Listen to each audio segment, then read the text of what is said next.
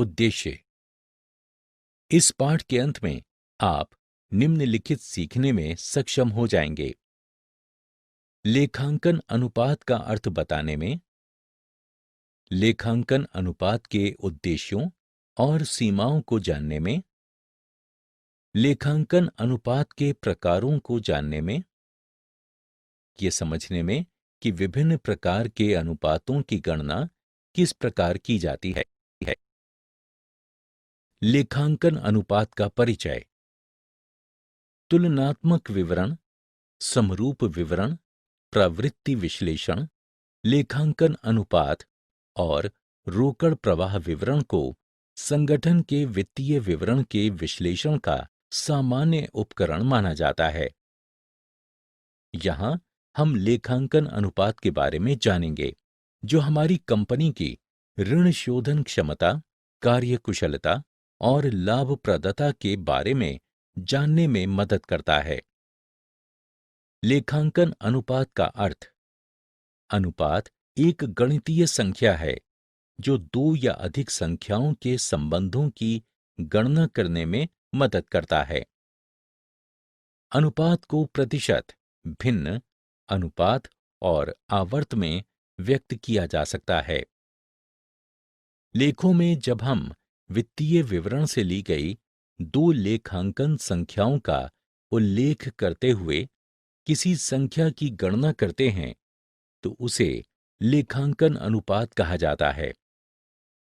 अनुपात विश्लेषण के उद्देश्य। अनुपात विश्लेषण वित्तीय विवरणों द्वारा दिए गए परिणामों की व्याख्या करने के लिए महत्वपूर्ण है। ये उपयोगकर्ताओं को महत्वपूर्ण वित्तीय जानकारी प्रदान करता है और साथ ही उन क्षेत्रों को भी इंगित करता है जहां जांच पड़ताल की आवश्यकता होती है। अनुपात विश्लेषण में अंकगणितीय संबंधों को लागू करके आंकड़ों का पुनः समूहन शामिल होता है। ये जटिल प्रक्रिया है और वित्तीय विवरणों के लिए उपयोग किए जाने वाले नियमों की अच्छी समझ की मांग करती है। ये विश्लेषक को व्यापक जानकारी प्रदान करता है, जैसे कि व्यवसाय के उन क्षेत्रों को जानना जहां ध्यान देने की आवश्यकता है, उन क्षेत्रों को जानना जिन्हें वांछित दिशा में सुधार द्वारा बेहतर बनाया जा सकता है, व्यवसाय की लाभप्रदता, कार्यकुशलता और ऋण शोधन क्षमता का गहरा विश्लेषण प्रदान करना, सर्वोत्तम उद्योग मानकों के साथ प्रदर्शन की तुलना करना, भविष्य के लिए प्रक्षेपों और अनुमानों के लिए जानकारी प्रदान करना। अनुपात विश्लेषण के लाभ। अनुपात विश्लेषण उपयोगकर्ता की व्यवसाय करने की दक्षता में सुधार लाता है।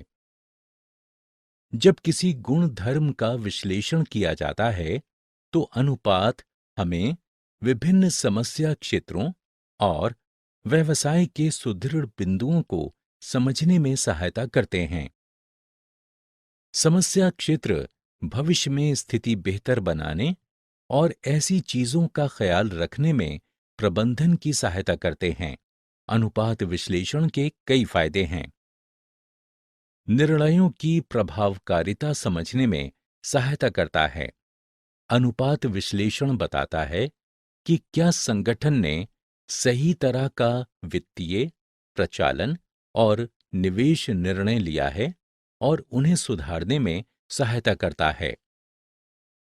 जटिल आंकड़ों को सरल बनाता है और संबंध स्थापित करता है। अनुपात विश्लेषण जटिल लेखांकन आंकड़ों को सरल बनाता है और प्रभावी ढंग से वित्तीय जानकारी का सार संक्षेपण करता है। ये फर्म की अर्जन क्षमता, प्रबंधकीय दक्षता और उधार पात्रता का आकलन करने में सहायता करता है। तुलनात्मक विश्लेषण में सहायक।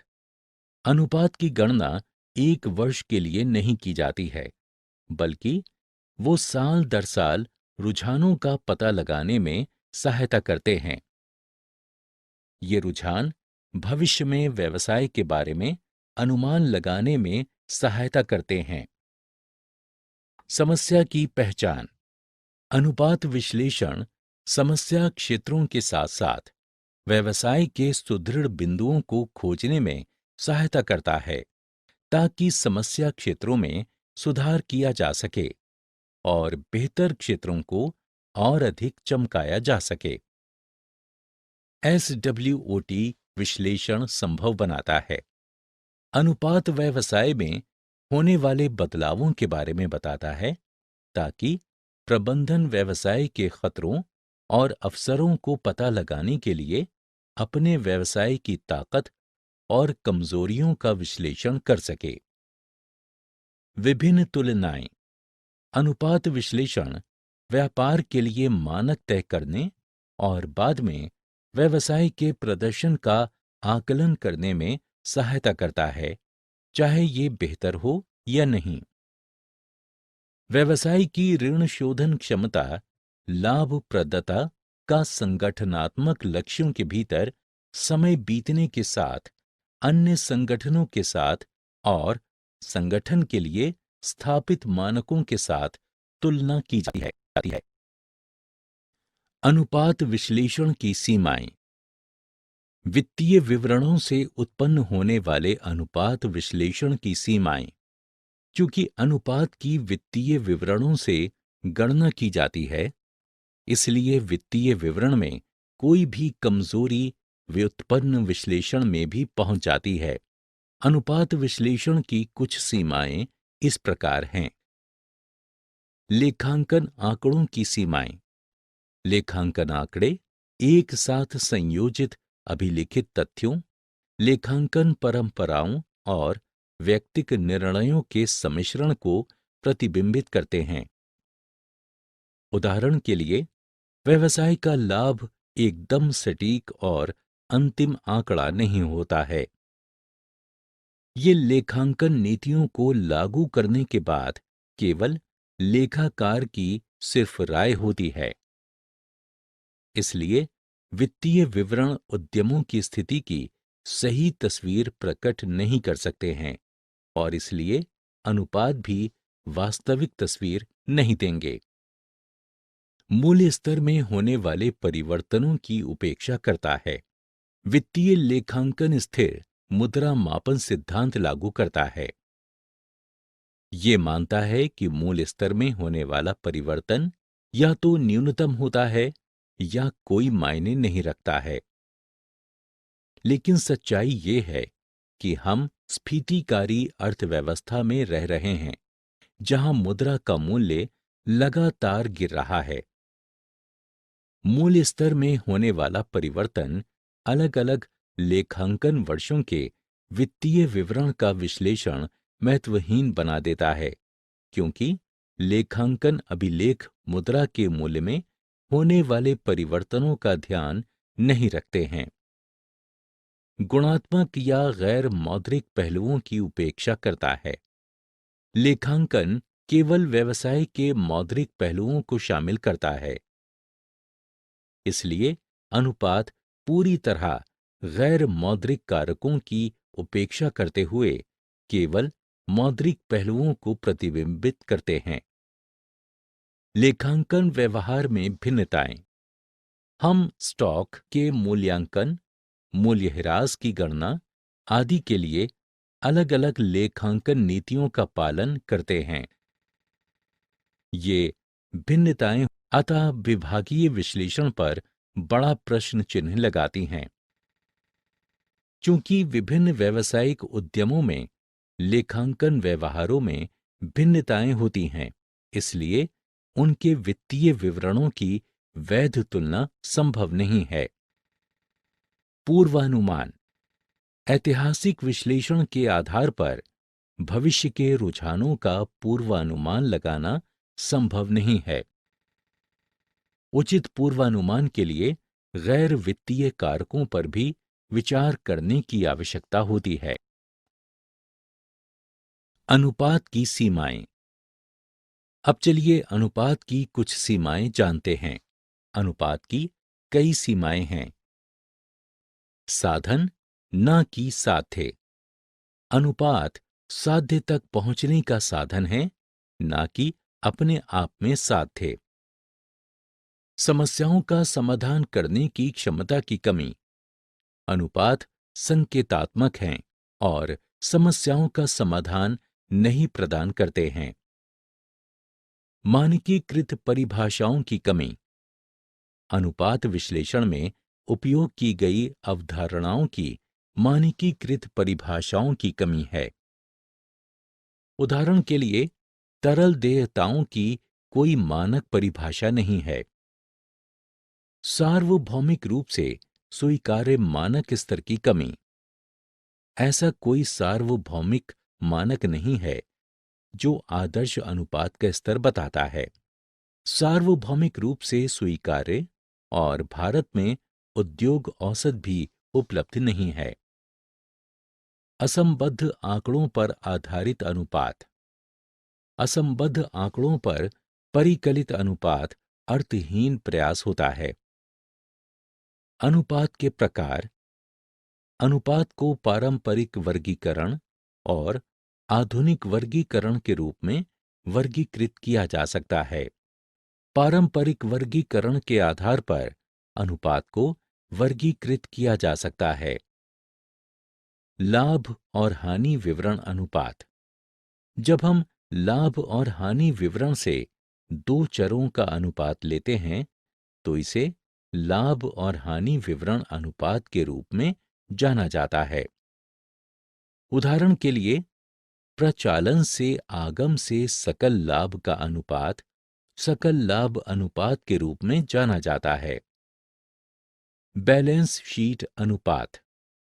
जब दोनों चर बैलेंस शीट से होते हैं, तो उन्हें बैलेंस शीट अनुपात कहा जाता है। उदाहरण के लिए, चालू देयताओं से वर्तमान परिसंपत्तियों के अनुपात को चालू अनुपात के रूप में जाना जाता है। मिश्रित अनुपात। ये दो विभिन्न विवरणों से दो अनुपातों का संयोजन है, जैसे लाभ और हानि विवरण से एक चर और बैलेंस शीट से एक और चर। इसे मिश्रित अनुपात कहा जाता है। अनुपात के प्रकार। अनुपात का कार्यात्मक वर्गीकरण। कार्यात्मक वर्गीकरण उस उद्देश्य पर आधारित होता है जिसके लिए अनुपात की गणना की जाती है। द्रव्यता अनुपात। हम जानते हैं कि व्यापार को तरल निधियों की आवश्यकता होती है। निवेशकों को देय राशि का भुगतान करने की व्यवसाय की क्षमता को द्रव्यता के रूप में जाना जाता है और द्रव्यता का मापन करने वाले अनुपात को द्रव्यता अनुपात के रूप में जाना जाता है। ये प्रकृति में अल्पकालिक होते हैं। ऋण शोधन क्षमता अनुपात।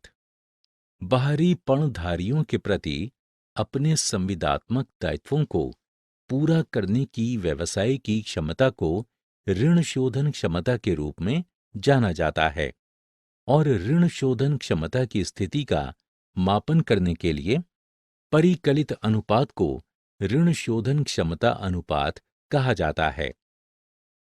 सक्रियता अनुपात। वे अनुपात जिनकी संसाधनों के प्रभावी उपयोग के आधार पर व्यापार प्रचालन की दक्षता का मापन करने के लिए गणना की जाती है। लाभप्रदता अनुपात। ये प्रचालन से आगम या व्यवसाय में नियोजिता धन के संदर्भ में लाभ के विश्लेषण को संदर्भित करता है और इस उद्देश्य को पूरा करने के लिए परिकलित अनुपात को लाभप्रदता अनुपात के रूप में जाना जाता है। तरलता अनुपात। व्यवसाय की अल्पकालिक ऋण शोधन क्षमता का मापन करने के लिए इन अनुपातों की गणना की जाती है कि क्या फर्म अपने चालू दायित्वों को पूरा करने में सक्षम है या नहीं। इनकी व्यवसाय में चालू परिसंपत्तियों और चालू दायित्वों की राशि के आधार पर गणना की जाती है। इसमें दो अनुपात होते हैं, चालू अनुपात और त्वरित अनुपात। चालू अनुपात और त्वरित अनुपात। चालू अनुपात ये चालू परिसंपत्तियों से चालू दायित्वों का अनुपात है। इसे इस प्रकार लिखा जाता है। चालू परिसंपत्तियों में चालू निवेश, स्टॉक, व्यापार प्राप्य, पूर्व दत्त व्यय, अग्रिम कर और उपार्जित आय आदि शामिल हैं।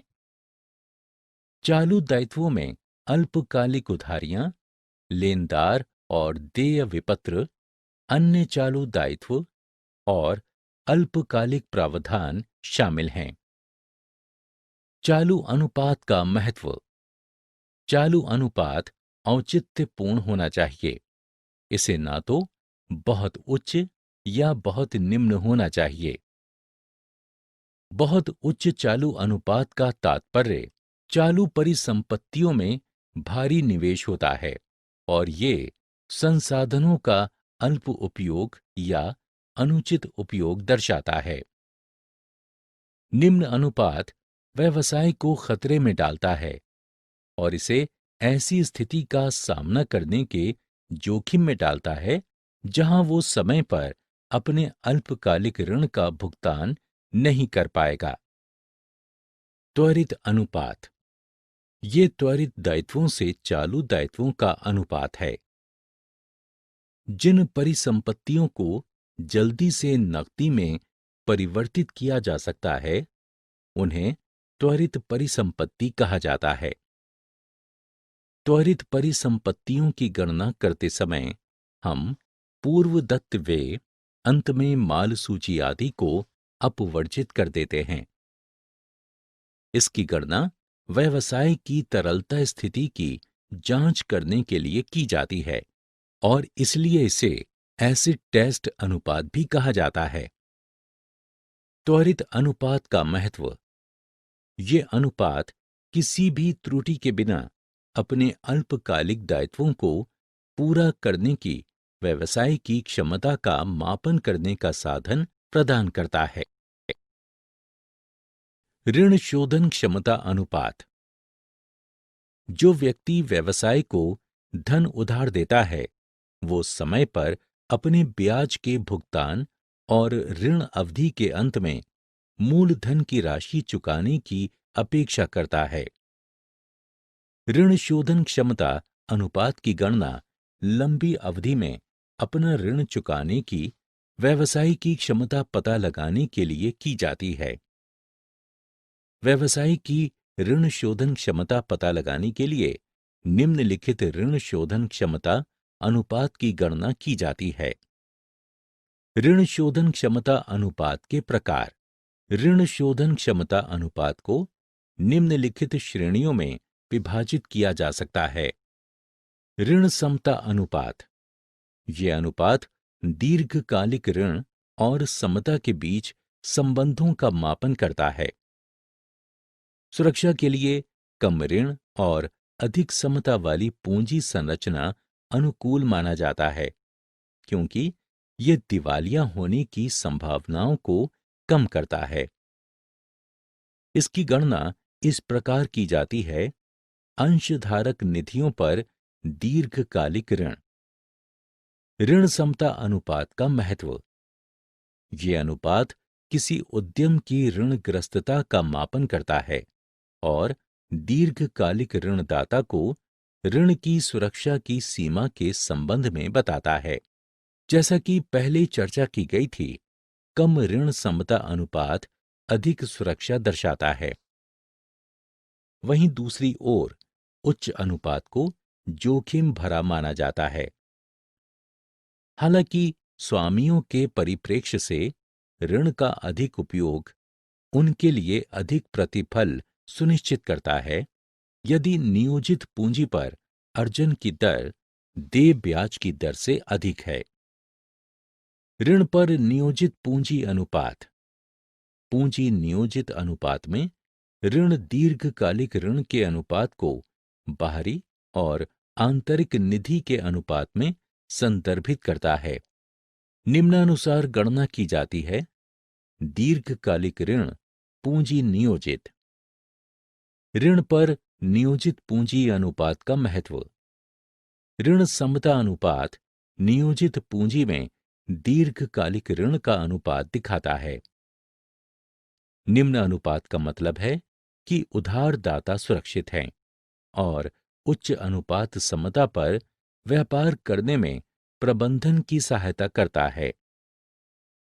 ऋण पर नियोजित पूंजी अनुपात की कुल परिसंपत्तियों के संबंध में भी गणना की जा सकती है। उस स्थिति में आमतौर पर ये कुल ऋणों के अनुपात को संदर्भित करता है। स्वामित्व अनुपात। स्वामित्व अनुपात निवल परिसंपत्तियों से अंशधारक की निधियों का संबंध दर्शाता है। स्वामित्व अनुपात की गणना करने का सूत्र है। स्वामित्व अनुपात का महत्व। परिसंपत्तियों को वित्त पोषित करने में अंशधारक की निधियों का अनुपात जितना उच्च होता है, लेनदारों को ये उतना ही सुरक्षा प्रदान करता है। कुल परिसंपत्तियों पर ऋण अनुपात। ये अनुपात परिसंपत्तियों द्वारा दीर्घकालिक ऋण की कवरेज की सीमा की गणना करता है। कुल परिसंपत्तियों पर उच्चतर ऋण अनुपात का अर्थ है कि परिसंपत्तियों को स्वामी की निधियों द्वारा वित्त पोषित किया गया है और दीर्घकालिक ऋण पर्याप्त रूप से परिसंपत्तियों द्वारा सुरक्षित है। कुल परिसंपत्तियों पर ऋण अनुपात का महत्व। ये अनुपात मुख्य रूप से परिसंपत्तियों को वित्त पोषित करने में बाह्य निधियों की दर और परिसंपत्तियों द्वारा सुरक्षित उनके ऋणों की सुरक्षा की सीमा को इंगित करता है। ब्याज व्याप्ति अनुपात। ये अनुपात ऋण पर ब्याज की उपयुक्तता से संबंधित है। ये दीर्घकालिक ऋणों पर देय ब्याज की सुरक्षा का मापक है। ये ब्याज के भुगतान हेतु उपलब्ध लाभ और देय ब्याज की राशि के बीच संबंध को दर्शाता है। ब्याज व्याप्ति अनुपात का महत्व। ये जितनी बार दीर्घकालिक ऋण पर ब्याज ब्याज के लिए उपलब्ध लाभ द्वारा सुरक्षित होता है, उसे बताता है। उच्च अनुपात ऋण पर ब्याज की सुरक्षा सुनिश्चित करता है। क्रियाशीलता या आवर्त अनुपात। यह अनुपात व्यवसाय की क्रियान्वित गतिविधियों की गति को दर्शाता है। क्रियाशीलता अनुपात ये व्यक्त करता है कि एक लेखा अवधि के दौरान विनियोजित परिसंपत्तियों अथवा परिसंपत्तियों के किसी संगठक को कितनी बार विक्रय में परिवर्तित किया गया है।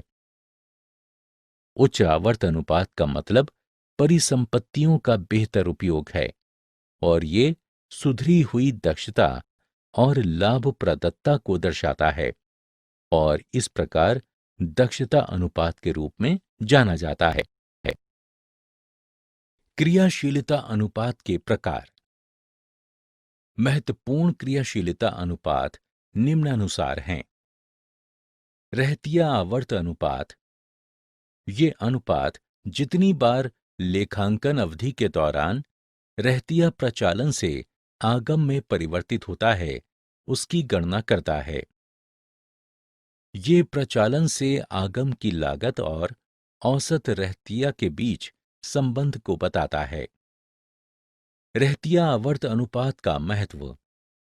इसका उपयोग तरलता का मापन करने के लिए किया जाता है। कितनी बार वर्ष के दौरान रहतिया क्रय और प्रतिस्थापित किया जाता है। रहतिया का कम आवर्त खराब क्रय, अप्रचलित रहतिया इत्यादि के कारण हो सकता है और उच्च आवर्त अच्छा होता है और ऐसा लघु मात्रा में क्रय अथवा नकद प्राप्ति हेतु कम मूल्य पर शीघ्रता पूर्वक बेचने पर भी हो सकता है। व्यापारिक प्राप्य आवर्त अनुपात। वो अनुपात जो प्रचालन से क्रेडिट आगम और व्यापार प्राप्यों के बीच संबंध बताता है, उसे व्यापार प्राप्य आवर्त अनुपात कहा जाता है। व्यापारिक प्राप्य आवर्त अनुपात का महत्व। जिस गति से व्यापारिक प्राप्य वसूल किए जाते हैं, वो कंपनी की तरलता स्थिति निर्धारित करती है। ये लेखांकन अवधि में जितनी बार प्राप्य आवर्त गुणा और नकद में परिवर्तित होता है, उसे बताता है। उच्च आवर्त का अर्थ व्यापार प्राप्य से त्वरित वसूली होती है। व्यापारिक देय आवर्त अनुपात। व्यापारिक देय आवर्त अनुपात व्यापारिक देय के भुगतान का पैटर्न बताता है। व्यापारिक देय उधार क्रय से बना होता है और ये उधार क्रय और व्यापारिक देय के बीच संबंध व्यक्त करता है। व्यापारिक देय आवर्त अनुपात का महत्व। ये अनुपात औसत भुगतान अवधि को व्यक्त करता है। निम्न अनुपात पूर्तिकर्ताओं द्वारा दीर्घकालीन ऋण अवधि अथवा पूर्तिकर्ताओं को भुगतान में विलंब को प्रदर्शित करता है, जिससे व्यवसाय की प्रतिष्ठा प्रभावित हो सकती है। क्रियाशीलता अनुपात के प्रकार 2। निवल परिसंपत्तियां या विनियोजित पूंजी आवर्त अनुपात। ये अनुपात प्रचालन से आगम और व्यवसाय में विनियोजित पूंजी के मध्य संबंध को व्यक्त करता है। उच्च आवर्त बेहतर क्रियाशीलता और लाभप्रदता को दर्शाता है। निवल परिसंपत्तियां आवर्त अनुपात का महत्व। विनियोजित पूंजी, कार्यशील पूंजी और स्थायी परिसंपत्तियों का उच्च आवर्त अच्छा संकेत है तथा इसका अर्थ संसाधनों का कुशलतम उपयोग होता है। उच्चतर आवर्त कुशलतम उपयोग को दर्शाता है, जिसके परिणाम स्वरूप व्यवसाय में उच्चतर द्रव्यता और लाभप्रदता प्राप्त होती है। लाभप्रदता अनुपात। लाभप्रदता अनुपात व्यवसाय के संसाधनों का उपयोग करके व्यवसाय की अर्जन क्षमता जानने में सहायता करता है। जिस कुशलता से व्यवसाय में संसाधनों का उपयोग किया जाता है और लाभ के बीच संबंध होता है। लाभप्रदता अनुपात के प्रकार। विभिन्न प्रकार के लाभप्रदता अनुपात हैं। आइए उन पर एक एक करके चर्चा करें। सकल लाभ अनुपात।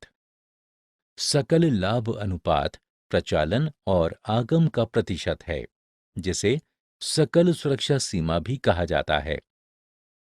सकल लाभ अनुपात का महत्व। ये उत्पादों की विक्रय पर सकल सुरक्षा सीमा को इंगित करता है। साथ ही ये प्रचालन व्ययों, गैर प्रचालन व्ययों आदि की व्यवस्था के लिए उपलब्ध सुरक्षा सीमा को भी इंगित करता है। सकल लाभ अनुपात में परिवर्तन विक्रय राशि अथवा प्रचालन से आगम की लागत अथवा दोनों के सम्मिश्रण से होता है। प्रचालन अनुपात। इस अनुपात की गणना प्रचालन से आगम की तुलना में प्रचालन की लागत पता लगाने के लिए की जाती है। प्रचालन लाभ अनुपात। यह अनुपात प्रचालन सुरक्षा सीमा की गणना करने में सहायता करता है। प्रचालन लाभ अनुपात का महत्व। ये अनुपात व्यवसाय के निष्पादन का विश्लेषण करने में सहायता करता है और व्यवसाय की परिचालन दक्षता को प्रतिबिंबित करता है। ये अंतर फर्म और अंतर फर्म तुलनाओं के लिए उपयोगी होता है। निवल लाभ अनुपात। ये अनुपात सभी प्रचालन के साथ साथ गैर प्रचालन व्यय और आय का कटौती करने के बाद निवल लाभ से प्रचालन से आगम का संबंध दिखाता है। निवल लाभ अनुपात का महत्व। ये व्यवसाय की लाभप्रदता के बारे में बताता है और निवेश पर प्रतिफल की गणना में इसका उपयोग किया जाता है। ये व्यवसाय की समग्र दक्षता के बारे में भी बताता है। नियोजित पूंजी या निवेश पर प्रत्याय। ये अनुपात संगठन द्वारा निधियों के समग्र उपयोग के बारे में बताता है। नियोजित पूंजी का अर्थ व्यवसाय में नियोजित दीर्घकालिक निधियां हैं, जैसे अंशधारक निधि, ऋण पत्र और दीर्घकालिक ऋण। नियोजित पूंजी को व्यवसाय, गैर चालू परिसंपत्तियों और कार्यशील पूंजी का कुल योग माना जा सकता है। नियोजित पूंजी या निवेश पर प्रत्याय का महत्व। ये व्यवसाय में नियोजित पूंजी पर प्रत्याय का मापन करता है।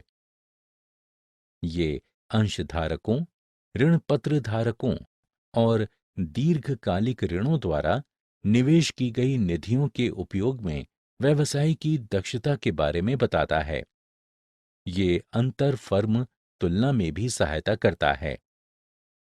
अंशधारक निधि पर प्रत्याय। ये अनुपात अंशधारकों के दृष्टिकोण से बहुत महत्वपूर्ण है, क्योंकि वे जानना चाहते हैं कि क्या फर्म में उनका निवेश उचित प्रत्याय उत्पन्न करता है या नहीं। प्रत्याय निवेश पर प्रत्याय से अधिक होना चाहिए, नहीं तो ये दर्शाता है कि कंपनी की निधियों को लाभप्रद रूप से नियोजित नहीं किया गया है। प्रति अंश अर्जन।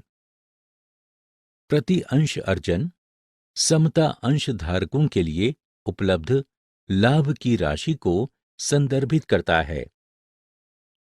प्रति अंश अर्जन की गणना करना महत्वपूर्ण होता है, क्योंकि अंश का मूल्य जानना समता अंशधारकों के साथ साथ स्टॉक बाजार में महत्वपूर्ण होता है। ईपीएस के लिए विचार किया जाने वाला लाभ अधिमानी अंशों पर लाभांश की कटौती करने के बाद परिकलित लाभ है। ये अनुपात तुलना करने और साथ ही व्यवसाय की लाभांश का भुगतान करने की क्षमता के लिए भी महत्वपूर्ण है। प्रति अंश पुस्तक मूल्य। ये अनुपात समता अंशधारकों के लिए पुनः महत्वपूर्ण है, क्योंकि ये समता अंशधारकों की धारकता के मूल्य और अंशों पर बाजार मूल्य के प्रभाव के बारे में बताता है। समता अंशधारकों की निधि की गणना अंशधारकों की निधियों से अधिमानी अंश पूंजी घटाने के बाद की जाती है। लाभांश भुगतान अनुपात। ये अनुपात अंशधारकों को वितरित किए जाने वाले अर्जन के अंश की गणना करता है। ये अनुपात कंपनी की लाभांश नीति और स्वामी की समता में वृद्धि के बारे में बताता है। मूल्य अर्जन अनुपात। ये अनुपात दर्शाता है कि क्या फर्म की कमाई में वृद्धि तथा अंश के बाजार मूल्य की तर्क संगतता निवेशकों की अपेक्षाओं के अनुसार है या नहीं। मूल्य अर्जन अनुपात उद्योग से उद्योग तथा कंपनी से कंपनी में भिन्न हो सकता है।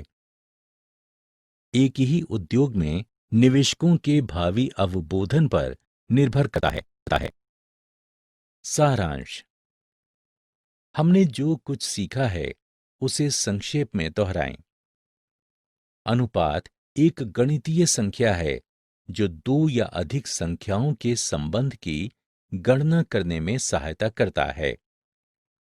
अनुपात विश्लेषण उपयोगकर्ताओं को महत्वपूर्ण वित्तीय जानकारी प्रदान करता है और साथ ही उन क्षेत्रों को भी बताता है जिनके लिए जांच पड़ताल की आवश्यकता होती है। अनुपात हमें व्यवसाय के विभिन्न समस्या क्षेत्रों और सुदृढ़ बिंदुओं की समझ देते हैं। अनुपात विश्लेषण बताता है कि क्या संगठन ने सही प्रकार का वित्तीय, प्रचालन और निवेश संबंधी निर्णय लिया है या नहीं, और उन्हें सुधारने में सहायता करता है।